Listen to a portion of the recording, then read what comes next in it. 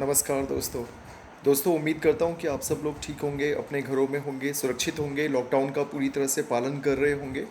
और यही इस समय ज़रूरी भी है। समय की भी यही मांग है कि हम सब लोग घर पे रहें, जिस तरह के कोरोना के केसेस बढ़ते जा रहे हैं। दोस्तों, आज एक मेरे मित्र ने मुझे कहा कि भट्ट साहब, आपकी कौन सी ऐसी मूवीज़ हैं जो फेवरेट मूवीज़ हैं जो आप देखना पसंद करते हैं। तो मुझे लगा कि मैं आप सब लोगों को बताऊं। दोस्तों, वैसे तो बॉलीवुड दुनिया का सबसे बड़ा फिल्म मेकर है।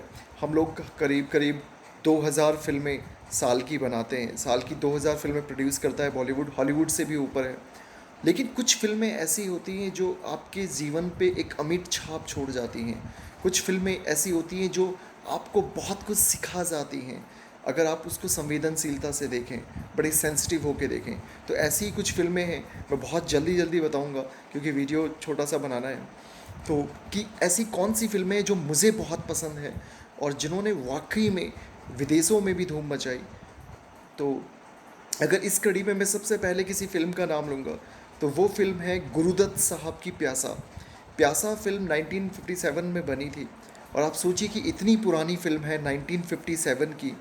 और ये वो फ़िल्म है जिसे आज से 3 साल पहले अमेरिका की जो सबसे प्रतिष्ठित टाइम्स मैगजीन है, उसने जब सदी की 100 फिल्मों का चुनाव किया था पूरे विश्व से, तो आप यकीन नहीं मानेंगे, टॉप 10 में उन्होंने भारत की 3 फिल्में रखी थी। और उनमें से एक फ़िल्म है गुरुदत्त साहब की प्यासा। एक बेहतरीन फ़िल्म जिसके चाहे गाने हों, चाहे उसका कोरियोग्राफी हो, चाहे उसका म्यूज़िक हो, चाहे उसकी स्टोरी हो, स्क्रीन प्ले हो, कंटेंट हो। और एक फ़िल्म जो आपको रुलाते रुलाते सिखा जाती है मानवीय मूल्यों के बारे में। बहुत ही बेहतरीन फ़िल्म प्यासा। दूसरे नंबर पे मैं रखना चाहूँगा महबूब खान की मदर इंडिया। एक क्लासिकल फिल्म। मुझे लगता है कि एक ऐसी फिल्म जो हमें सिखाती है कि मानवीय कर्तव्यों के आगे कुछ भी नहीं है। कैसे उसमें एक माँ अ, अपने ही बेटे को अंत में गोली मार देती है। बहुत ही बेहतरीन फिल्म। स्क्रीन प्ले उसका बहुत बेहतरीन है, कंटेंट उसका बहुत बेहतरीन है। और एक आज से 50 साल पहले की फ़िल्म, लेकिन ऐसी खूबसूरत फिल्म जिसका कोई जवाब नहीं है। और आपको शायद जानकारी ना हो कि मदर इंडिया इंडिया की पहली फिल्म है जो हॉलीवुड में गई थी ऑस्कर अवार्ड के लिए। और फॉरेन लैंग्वेज में ऑस्कर अवार्ड के लिए टॉप 3 तक पहुंच गई थी। उसके बाद कुछ जूरी ने भेदभाव किया और उस फिल्म को, मदर इंडिया को, ऑस्कर नहीं मिल पाया। लेकिन वाकई गज़ब फिल्म है। तो आप सब देखिए मदर इंडिया। तीसरे नंबर पे मैं फिर से एक बार गुरुदत्त साहब की ही एक फ़िल्म को रखना चाहूँगा, जो जब मैंने देखी, गुरुदत्त और वहीदा रहमान की ये फ़िल्म है, तो मुझे लगा कि यार क्या जादू है इस इंसान के अंदर। मतलब director, producer, script writer, screenplay writer, dialogue writer. और सोचिए कि एक 32 साल की उम्र में वो आदमी चला गया। सोचिए अगर वो 10 साल और रहते तो मुझे लगता है कि वो दुनिया के बेस्ट डायरेक्टरों में से एक होते। जी हाँ, मैं बात कर रहा हूँ गुरुदत्त की फ़िल्म कागज़ के फूल। एक बेहतरीन फ़िल्म, बहुत ही खूबसूरत संगीत, सारे गाने सुपर डुपर हिट, चाहे वो किशोर कुमार की आवाज़ हो, मोहम्मद रफ़ी की आवाज़ हो, लता मंगेशकर की आवाज़ हो। और एक बहुत ही खूबसूरत फ़िल्म। आशिकों के लिहाज से देखूँ मैं, ये जो आशिक होते हैं हमारे आशिक भाई, तो बेहतरीन फ़िल्म, आप सीखेंगे आशिकी किसे कहते हैं। एक बेहतरीन फ़िल्म है कागज़ के फूल, तो आप उसको देखें। चौथे नंबर पे मैं जिस फ़िल्म को रिकमेंड करूँगा, उस फ़िल्म को भी मैंने कई बार देखा है। और इस फिल्म जिस उपन्यास पे आधारित है, के आर नारायणन साहब का वो इंग्लिश में उपन्यास है, उस उपन्यास को भी मैंने कई बार पढ़ा है। One of the my best ever favourite film guide. Guide एक फ़िल्म है देवानंद साहब की, और अगेन उसमें वहीदा रहमान है, जो उस समय की सबसे खूबसूरत अभिनेत्रियों में से हुआ करती थी। सारे गाने, 10 से 12 गाने हैं, सारे सुपर डुपर हिट गाने, बेहतरीन लोकेशन और एक गज़ब का खिंचा हुआ कंटेंट, जो दिखाता है कि आस्की में चोट खाया हुआ इंसान भी जब अपने अंदर के मानवीय मूल्यों को और अपने अंदर की भावनाओं को जाहिर करता है, तो अंत में क्या से क्या बन के निकलता है। बहुत ही बेहतरीन फ़िल्म। और ये इस फ़िल्म ने उस ज़माने में 1965 में बनी हुई फ़िल्म है गाइड, जो कि के आर नारायणन साहब के उपन्यास द गाइड पे बनी हुई है। और इस फिल्म ने बताते हैं कि रसिया में जो कि उस समय सोवियत यूनियन था, रूस नहीं बना था। उस जब ये इंग्लिश सबटाइटल से रिलीज़ हुई तो आप यकीन नहीं मानेंगे, सुपर डुपर हिट रही थी रूस में भी। तो बहुत ही बेहतरीन फिल्म है, गाइड आप देख सकते हैं। इसके अलावा कई फिल्में हैं दोस्तों जिन्होंने बहुत प्रभावित किया, चाहे वो लगान हो आमिर खान की, चाहे वो एक फ़िल्म आई थी अजय देवगन और ऐश्वर्या राय की रेन कोट।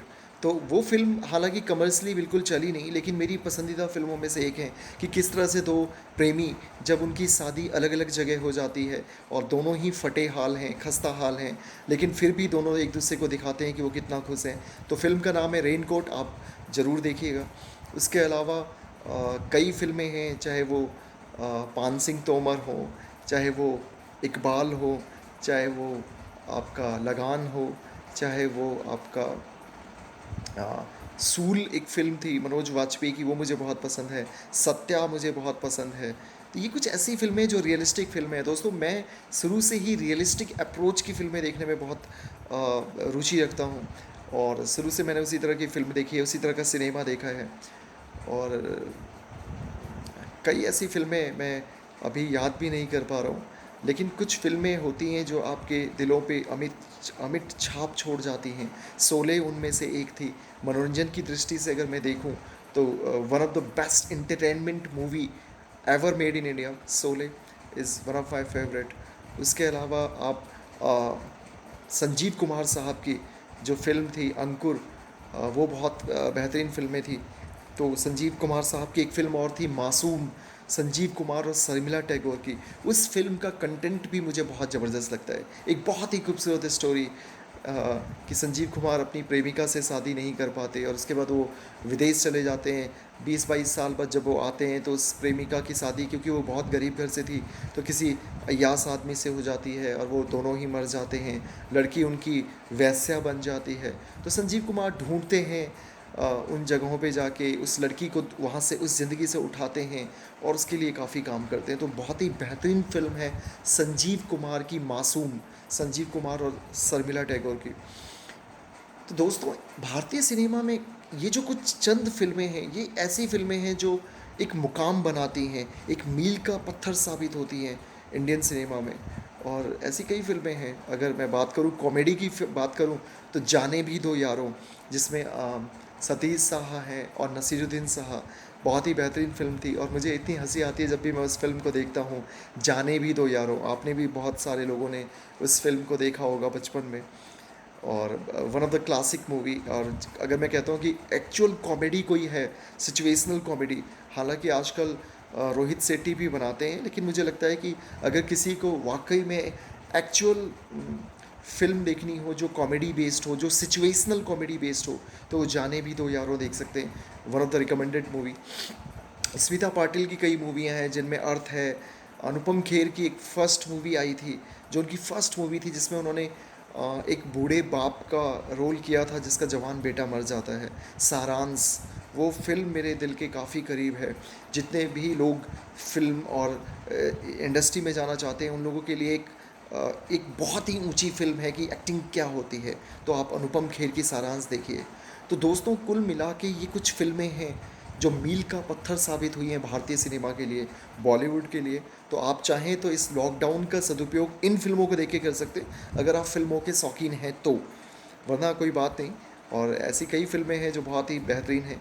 आगे भी मैं कोशिश करूँगा। पूरब पश्चिम मनोज कुमार की, one of the legendary film जिसे मैं कहूँगा, पूरब पश्चिम। एक और फिल्म है मनोज कुमार की, उपकार। उसमें उन्होंने किसानों की जो खस्ता हाल है, किसानों की दुर्दशा है, जबकि वो अन्नदाता हैं। लाल बहादुर शास्त्री ने कहा था जय जवान जय किसान, तो उनको बहुत बखूबी दिखाया है। तो मनोज कुमार की ये जो दो फिल्में हैं, पूरब और पश्चिम और उपकार, इसको भी मैं रिकमेंड करना चाहूँगा।